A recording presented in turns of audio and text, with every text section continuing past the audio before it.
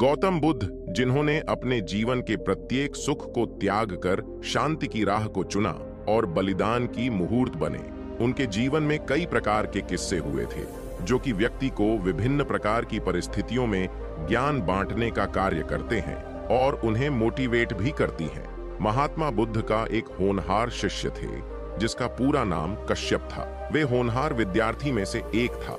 वह महात्मा बुद्ध को बहुत प्रिय था, जिसका मुख्य कारण था कि उसे ज्ञान की प्राप्ति हो चुकी थी। वह पूर्णतः ज्ञान को प्राप्त कर चुका था। इसलिए महात्मा बुद्ध ने उसे अपने पास बुलाया और पूर्ण कश्यप से कहा कि अब तुम्हें मेरे साथ जगह जगह घूमने की कोई आवश्यकता नहीं है। अब तुम खुद इस लायक बन चुके हो कि तुम ज्ञान को अकेले ही फैला सकते हो। इसलिए अब तुम्हें मेरी सहायता की जरूरत नहीं। अब तुम अपने ज्ञान को लोगों तक पहुंचाने का कार्य करो और तुमने मुझसे जो कुछ भी सीखा है वह लोगों को सिखाकर उनकी सहायता करो और उन्हें जीवन के अनोखे सच का ज्ञान प्रस्तुत करो।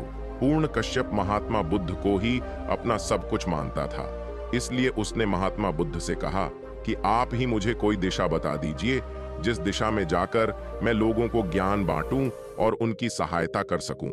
महात्मा बुद्ध ने पूर्ण कश्यप से कहा कि अब तुम एक ज्ञानी बन चुके हो, तुम्हें मेरी सलाह की जरूरत नहीं है। तुम खुद ही दिशा चुन सकते हो और उस दिशा में जाकर लोगों को ज्ञान बांट सकते हो। पूर्ण कश्यप ने महात्मा बुद्ध से कहा, ठीक है, मैं बिहार के सूखा नामक गांव में जाऊंगा जहां के लोग आदिवासियों की तरह जीवन जीते हैं और वह ज्ञान से अनजान है। महात्मा बुद्ध ने पूर्ण कश्यप से कहा कि उस स्थान पर जाना मानो मौत को गले लगाने जैसा है। वह लोग जालिम और क्रूर हैं, वह तुम्हें जिंदा नहीं छोड़ेंगे। इसलिए तुम उस स्थान पर मत जाओ, तुम कहीं और चले जाओ। परंतु पूर्ण कश्यप ने कहा, मुझे वहीं जाना है क्योंकि वह ज्ञान से अनजान है और उन्हें बेहतर शिक्षा की जरूरत है ताकि वह मानवता को समझ सके। महात्मा बुद्ध ने पूर्ण कश्यप से बहस करना ठीक नहीं समझा, परंतु महात्मा बुद्ध जानते थे कि उस गांव के लोग महात्माओं को बिल्कुल भी पसंद नहीं करते हैं। वह उनकी हत्या कर देते हैं और उन पर अत्याचार करते हैं। परंतु पूर्ण कश्यप एक ज्ञानी बन चुके थे और महात्मा बुद्ध उन्हें रोक नहीं सकते थे। इसलिए महात्मा बुद्ध ने पूर्ण कश्यप से कहा कि तुम मेरे 3 सवालों का जवाब दो, उसके बाद तुम उस गांव में ज्ञान बांटने के लिए जा सकते हो। पूर्ण कश्यप ने कहा, पूछिए, मैं आपके 3 सवालों का जवाब दूंगा। महात्मा बुद्ध ने कहा कि अगर उस गांव के लोगों ने तुम्हारा अपमान किया और तुम्हें गालियां देकर अपमानित किया, तुम तो एक गुरु बन चुके हो, तो क्या तुम्हें उन लोगों से अपमानित महसूस नहीं होगा और तुम्हें कैसा महसूस होगा?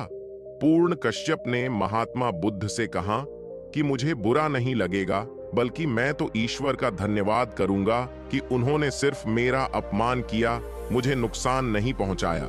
महात्मा बुद्ध ने कहा, अगर उन्होंने तुम्हें नुकसान पहुंचाया और तुम जख्मी हो गए, तब तुम क्या करोगे? पूर्ण कश्यप ने महात्मा बुद्ध से कहा, मैं तब भी ईश्वर का शुक्रिया अदा करूंगा कि उन लोगों ने मुझे जान से नहीं मारा, सिर्फ मुझे नुकसान ही पहुंचा। वह मुझे जान से भी मार सकते थे। महात्मा बुद्ध ने कहा, यदि उन लोगों ने तुम्हें जान से मार दिया, तब तुम क्या सोचोगे?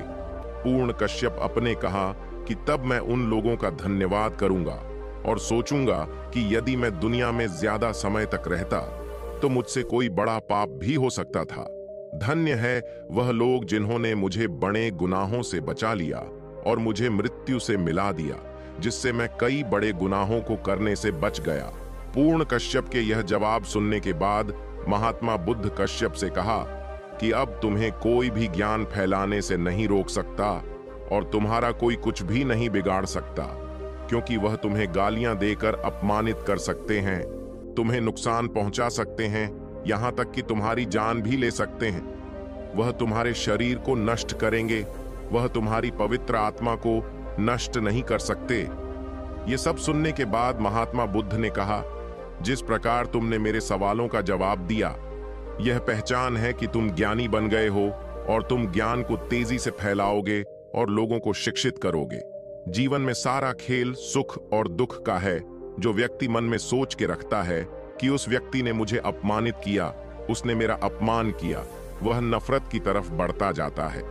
परंतु जो व्यक्ति अपने मन को शांत रख के सिर्फ अपने मकसद के लिए कार्य करता है, उसी को सफलता मिलती है और उसी का सभी सम्मान करते हैं। दुनिया में कोई नर्क नहीं है। हमारे दूसरों के प्रति हिंसा के भाव ही हमें दुनिया के नर्क की ओर धकेलते जाते हैं, जिससे हमारा जीवन बर्बाद हो जाता है।